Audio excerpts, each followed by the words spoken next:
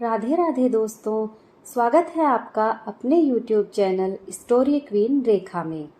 आज की कहानी है मायके से अच्छा ससुराल। भावना जी जब रोटी बना रही थी कि तभी किसी ने दरवाजे की बेल बजाई। बेचारी भावना जी रसोई घर में अपने हाथों में लगे आटे से भरे हाथों के धोने तक लगातार दरवाजे की कुंडी बजती रही। वो लगातार बोल रही थी, थोड़ा रुको, मैं आ रही हूँ। अब इस उम्र में वो भागकर जा भी नहीं सकती दरवाजा खोलने के लिए। जैसे ही उसने दरवाजा खोला और सामने देखा तो उसकी बेटी अवनी दरवाजे के बाहर खड़ी थी। तब उसे आश्चर्य हुआ कि कुछ बताया भी नहीं, मैंने भी नहीं बुलाया, तो अवनी अचानक कैसे आ गई। अपनी बेटी को देखकर भावना बोली, आने से पहले बताना तो चाहिए था। अकेले ही आई हो क्या? जमाई जी और बच्चे कहाँ हैं? भावना ने एक साथ कई सारे सवाल किए। तभी अवनी बोली, माँ, क्या कोई अपनी प्यारी इकलौती बेटी को ऐसे सवाल करता है, ऐसे उसका स्वागत करता है? मुझे लगा कि तुम मुझे अचानक देखकर बहुत खुश होगी और सबसे पहले मुझे गले लगा लोगी, पर यहाँ तो उल्टा ही हो रहा है। शायद तुम दुनिया की पहली माँ होगी जो बेटी को ससुराल से अपने घर आते देख खुश होने के बजाय चिंता में पड़ गई। क्या मैं अकेली इस घर नहीं आ सकती? क्या हमेशा दामाद और बच्चों के साथ ही आना जरूरी है? ये बोलकर अवनी घर में अंदर आ गई और अपना सामान रखकर बोली, भाभी कहाँ पर है? भाभी, जल्दी चाय नाश्ता लेकर आओ, आपकी ननद आई है। बहू घर पर नहीं है, अपने मायके गई है, माँ ने कहा। अच्छा, इसलिए तुम घर संभाल रही हो और खाना बना रही हो माँ। तुम्हारी बहू के तो बड़े ठाठ हैं। बहू मौज से घूम रही है और सास घर संभाल रही है। देखो ना, आपने बहू के आने से पहले ही खाना बनाकर रखा है। उसे घर आकर कुछ भी काम करने की जरूरत ही नहीं पड़ेगी। बड़े नसीब लेकर आई है आपकी बहू। और एक मैं हूँ जिसे उसकी सास कभी एक गिलास पानी भी नहीं पूछती, अवनी ने ताना मारते हुए कहा। बेटा, प्यार और इज्जत ऐसी चीज है जो हम पहले किसी को देते हैं, फिर उससे अपेक्षा रखते हैं कि वो हमें वापस दे, माँ ने उसे समझाते हुए कहा। माँ ने आगे कहा, हर एक लड़की को अपने ससुराल में जगह बनानी पड़ती है। वहाँ कुछ भी आसानी से नहीं मिलता। तुम अपनी सास से एक गिलास पानी की अपेक्षा करती हो। तुम तो उनकी बहू हो। तुम बहू हो, फिर भी तुमने कभी उन्हें एक गिलास पानी दिया है क्या? तुम शादी के बाद ससुराल में रही ही कितने दिन? जब तुम्हारे मन को लगा तब अपनी बैग भरी और सीधा मायके आ जाती हो। मायका और ससुराल एक ही शहर में है। इसका मतलब ऐसा नहीं होता है कि तुम जब चाहो तब मायके आ जाओ और चाहो उतने दिन रहकर वापस ससुराल चली जाओ। मायके में भी बेटी को मान सम्मान तभी मिलता है जब बेटी ससुराल का मान सम्मान रखकर मायके में कुछ दिनों के लिए आती है, तभी उसे मान सम्मान मिलता है। ऐसे हर रोज बिन बुलाए, कोई कारण न होते हुए भी कोई बेटी मायके आती होगी तो उसको साधारण पूछताछ भी कोई करता नहीं। और तुम मेरी बहू को बोलती हो ना, तुम तो मेरी बहू की बराबरी ही नहीं कर सकती। वो कभी भी बिना बुलाए अपने मायके नहीं जाती है, और गई भी तो वहाँ कोई भी बात में वो कुछ नहीं बोलती।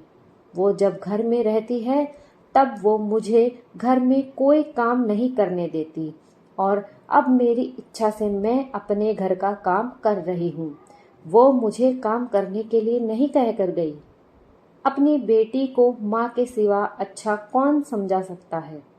मुझे तुम्हारा स्वभाव अच्छी तरह पता है। तुम्हारे ससुराल में सब लोग अच्छे हैं, तुम ही उनके साथ मिलजुल कर नहीं रहना चाहती। ससुराल तो ससुराल होता है और मायका मायका होता है। मायके में घर का काम अपनी मर्जी से होता है।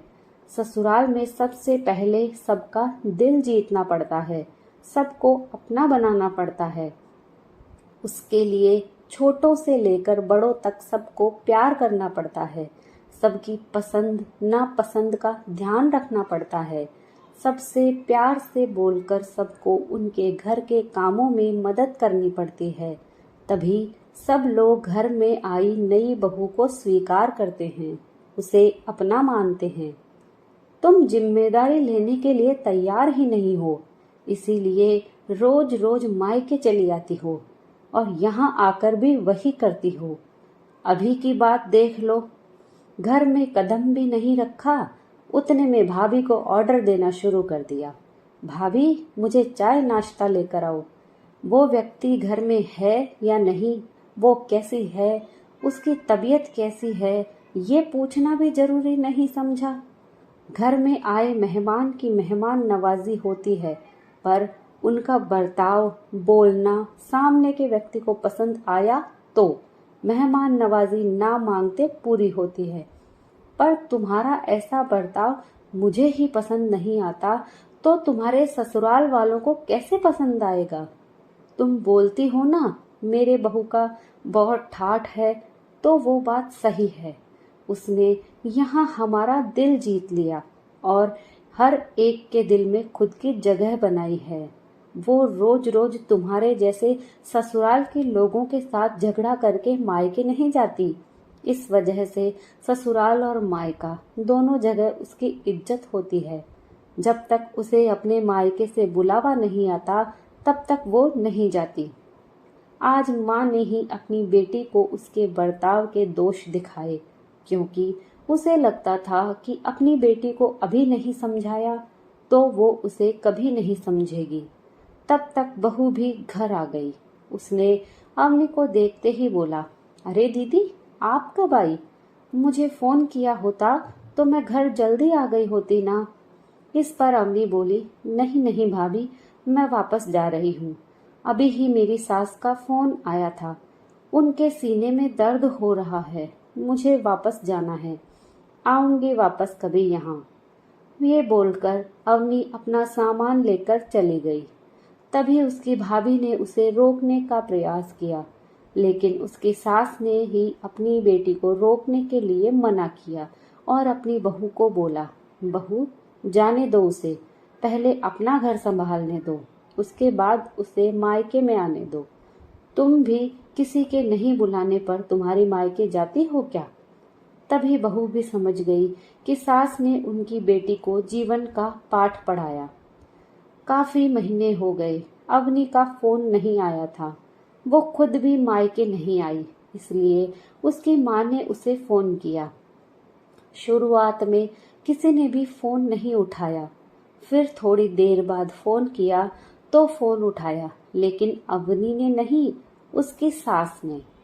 तभी उन्होंने उनकी तबीयत पूछी, फिर दोनों की बातें शुरू हुई।